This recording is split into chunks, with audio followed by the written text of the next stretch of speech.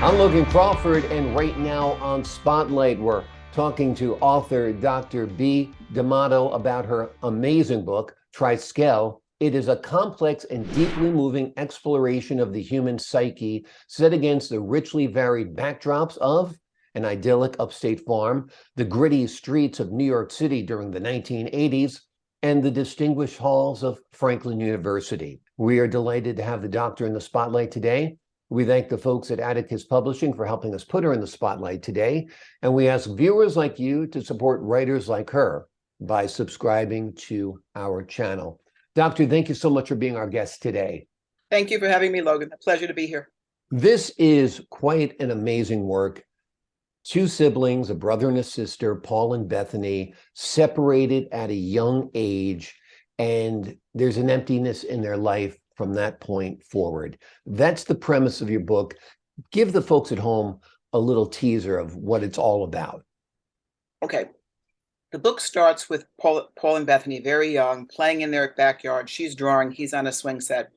It all seems very lovely. They seem to have a nice bond. And then their mother, Angela, screams out. Paul has to run and take care of her. And you can see there's a tremendous amount of dysfunction in this family in the backdrop. Shortly thereafter, Paul has a sleepover that he's not supposed to have when mom's away, and his friend molests Bethany in a very bizarre way. Paul finds out, he's enraged, he punches Jamie, who has a broken nose. They go to the hospital, and eventually Jamie dies, but it is not Paul's fault. The father, who's a very severe man, would not let Jamie remain in the hospital, and he bleeds to death overnight. So Paul finds this out in terror that he's killed his friend, flees the family home, and then all hell breaks loose at home thereafterwards for Bethany, as her mother has a breakdown. 20 years later, Paul and Bethany end up in New York City, unbeknownst to each other. They've had no contact, no way to being in touch with each other. And they both meet a psychoanalyst, unbeknownst to the psychoanalyst that they have different last names, so she doesn't know they're related. And then the story sort of evolves from how is this all going to come together? Right. Now, your work as a psychoanalyst, I presume, helped fuel the narrative, right? Oh, absolutely. I think that I've been working with cases for over 30 years, and I was preparing for a case conference where I was presenting one particular case. So you have to give a history, the early conflict, what happened, how things panned out and improved. And I thought, wow, I should write a novel. I have so much material, so many stories. I think I should write a novel. And that's, I think, how Triskele began. Exactly. So you took real stories, exaggerated a little in some cases, exaggerated a lot in other cases as well. Right. Tell the folks at home what Triskele means. I brought a visual. Triskele is a Celtic pre-Christian symbol. It's 3 spirals that are interconnected from a central core. It's a very meaningful symbol to me because I have Irish ancestry. Triskele, the novel, is about these 3 deeply interconnected characters, Paul, Bethany, and the psychoanalyst Lillian. So they're deeply interconnected, but they don't know it, and they need each other, and they don't know it until things start to happen. And in your book, you touch upon the underpinnings of a lot of troubles in people's lives, which are abuse, both sexual and physical, emotional, verbal, alcoholism, substance abuse. And these are the underpinnings of Paul and Bethany's life, right? Right. I think such things as substance abuse in families, sexual abuse is very, very rampant, more so than we realize. I mean, the Me Too movement brought a lot of this to the forefront, but it's rampant in people's lives. And it causes great damage when it happens in homes with young children. And the children then carry this trauma that they've never really talked about or processed throughout their lives. And hopefully at some point they can work through this. And that's really what I'm hoping I displayed in this book. Absolutely.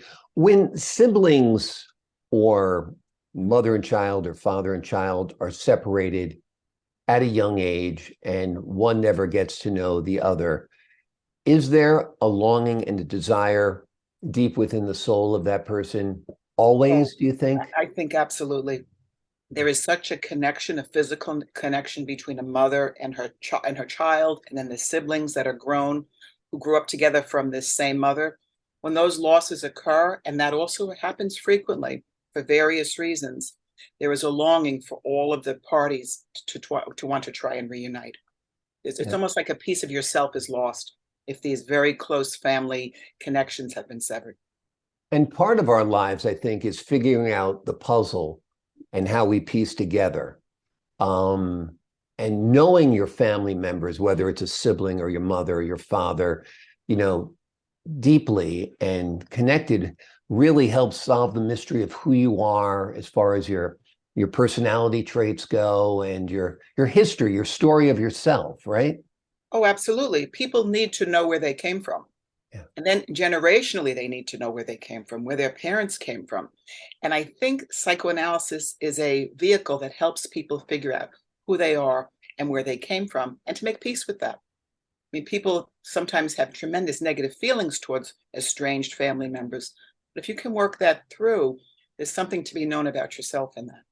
Yeah, yeah. The dreams play a big part in this book as well, in the storytelling and in the character development. Tell us a little bit about that. Dreams are visual images mostly. I mean, there's some speaking in dreams, but mostly they're visual. And I did my dissertation on dreaming, so I'm fascinated by what happens in dreams and what kind of imagery comes into dreams. Paul is the character in the story who has the most dreams or nightmares, because he's really longing for the sister that he lost or that he thinks he abandoned. And these dreams just play out where he's longing and longing to be connected to her in a level that he doesn't really understand until things start to happen. So dreams represent deep parts of ourselves that we sometimes don't know. And they're very Absolutely.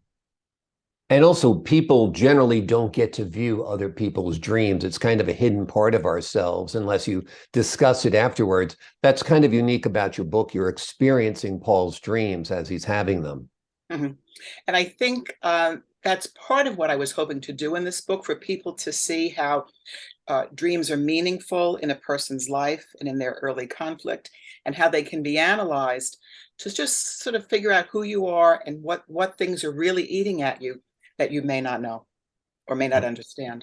Yeah, it seems to hit everybody at around 3 a.m, either a terrible dream or wide awake staring at the ceiling because all of a sudden the thoughts from the day or thoughts from 47 years ago come rushing through your head. It's strange how, I guess Right. that's at nighttime is when your brain is processing everything.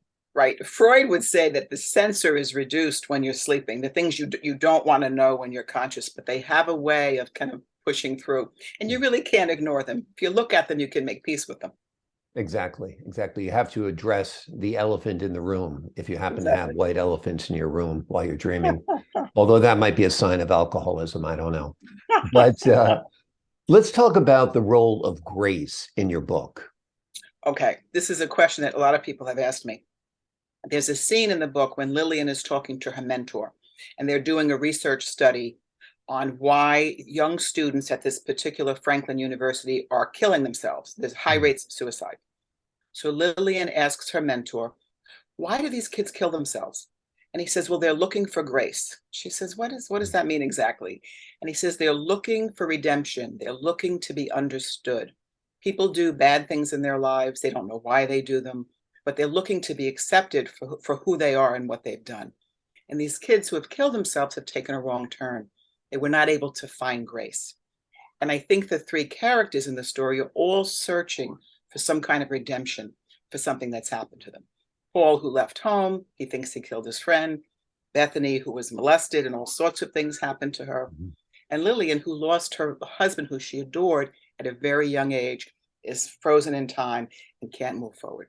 So the three of them are all really searching for some kind of redemption or the word grace.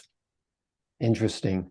It's also interesting about the suicide phenomenon in colleges and universities, how it almost seems to be contagious, if you will, and that you often have strings of suicides. I know in the early 2000s or the early aughts, however we want to put it, there were a string of suicides in college campuses. Why do you think that is? Does one person plant a seed in another person's brain? Perhaps. I mean, Yeah. during adolescence, and you're still an adolescent, certainly in the throes of it when you're in college, adolescence is a time of sort of altruistic ideas, a time of separation, trying to be out on your own. And so many kids go off to college from a small town to the big city, and they are in shock. They don't know what to do. It's no family. You're in a dorm room. You're doing your own laundry, Hmm. and they're scared. So I think they're ripe for this kind of thing. And there's sort of a sexiness about suicide in a way Yeah. that, that your friend has done it and this was an honorable way to get out of it. So it's, yeah, I think there is a contagious element. And the fact that adolescents are so lost, kids should not be going up to college in far off cities. They're Yeah. too young. Yeah. Yeah. It's a frightening thing. I also don't think young people understand the permanency of death either, Right, because right, they haven't really lived through a death. I mean, people like I have lost my parents, and when you do, it's devastating because you realize it's forever. right. Um, but young people often have not experienced that. Lucky for them on one hand, unfortunate in another because they don't have the experience. Let's talk about the settings of your book. They're quite disparate. And do you use them to help flush out who these characters are? I think so. I mean, Paul escapes from a dysfunctional home to this idyllic apple orchard where he finds parenting, real parenting for the first time. So that setting kind of matched what was happening to him. Bethany had been in foster care and had been abused multiple times, ends up in this gritty New York City in the 1980s, where it was very, a lot of drug abuse, a lot of all sorts of horrible things happening and crime, all sorts of things in the city. And then I guess Lillian, who is a real intellectual, is sort of set based in this university. So the backdrops kind of fit for each person, I think. Yeah. And they're interesting backdrops because New York City in the 1980s was quite a storied place. For So sure. I think it's a great backdrop indeed. Have you thought about this as a TV series or a movie, perhaps? This question I love. I'm waiting for producers to call me. I'll give you my number. I can totally see this as a fabulous film. Absolutely. I can too. The characters are great. I think it'll provoke interesting conversations among family members because it always seems like in every family, somebody is estranged. Oh, And- absolutely. There's always a yeah, black sheep, right? yeah, yeah. So I think it'd be a great movie. Have you thought about who you'd cast as Paul or Bethany? It's so funny because I have a visual image in my head of who each of these characters are, and they don't actually match any actor that I know or that comes to mind. So if I could Exactly. take those pictures out of my head, we could find someone. Exactly. Well, I think undiscovered actors would be best for this because I Hmm. don't think they'd be bringing their personas from other roles to this role. So people will view them as a blank slate and Mhm. not know what to expect. So I That's a think really that good would be point. good. Yes, that sounds good. Let's talk about therapy for the therapist. What kind of therapeutical value did writing this book have for you? I guess there's all sorts of history in my family that resonates with some of the stuff that's happened in this book. And I think Lillian in the book is shown as a very flawed and vulnerable character, which all therapists are. Hmm. People have the idea that therapists is analyzed and they're totally emotionally solid always, which is not the case. Therapists carry their own kinds of baggage with them. So it was a very therapeutic process for me. I think I got a lot of my own demons out through this story.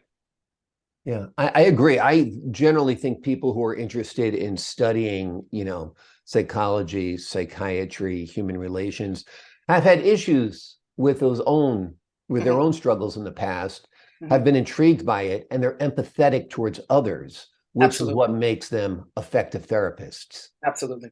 Yeah. Wonderful. Well, I can tell you're an effective therapist. You're based in Brooklyn, New York. A lot Mhm, of your work is online, so folks can obviously order your book and mhm. read about your stories, although they also can contact you if they're interested in getting some counseling because you are a psychoanalyst as well. The name of the book is called Triskele. It is an intriguing book that examines two siblings who are separated at a young age, and it looks at the impact it has on their lives.